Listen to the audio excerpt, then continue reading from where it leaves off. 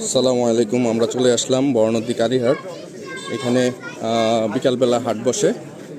তো আপনি এখানে আসলে দেশীয় ফল, কাঁঠাল, কলা,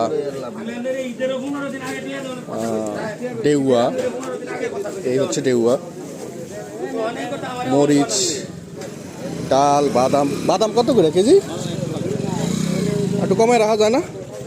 80 টাকা করে রাখা যায় না?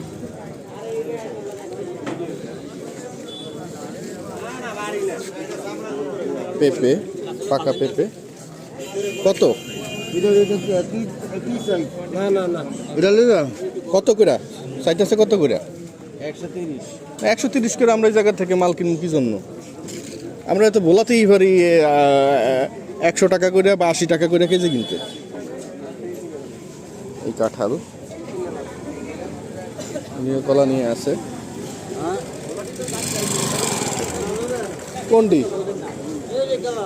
বলা কি এইটার বিচ্ছিন্ন একটা দ্বীপ? হ্যাঁ, বিচ্ছিন্ন জায়গা। বলায় মাটি, এইটার মাটি একই মাটি। জাগ দাও না, যেটা চিনি আমরাও চিনি, আপনারাও চিনেন। টাটকা কি? আমাকে হেনো গ্রাম আছে, আছে না?